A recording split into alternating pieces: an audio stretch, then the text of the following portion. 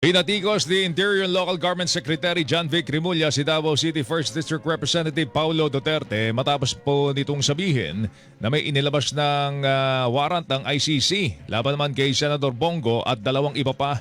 Ayon kay Rimulya, hindi niya alam kung saan ito nakuha ni Duterte at baka sabog ang kongresista sa payag po nitong galing sa highly reliable source ang impormasyon. Makasabog siya nung narinig siya kasi wala pa kami nakikita ng ganun eh.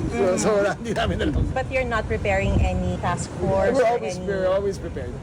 Pero yung mga ganong klaseng pronouncements, delikado yun. Tinig po ni DILG Secretary John Vic Rimulya, bumuelta naman si Congressman Duterte. Baka nagkamali lamang daw si Rimulya nang sabihin po nitong high at sabog dahil baka ang talagang tinutumbok po nito ay ang mga nasa Malacanang.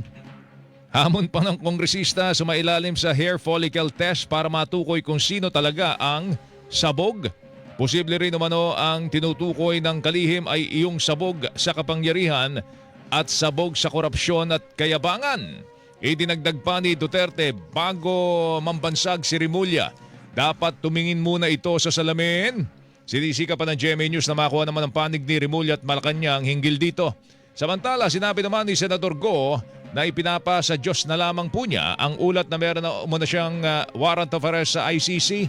Naninindigan po ang Senador na sa buong buhay po niya ay wala siyang nilabag na anumang batas ng tao, batas ng Diyos, at kahit kailan ay hindi naging bahagi ng kanyang katungkulan ang anumang police matters.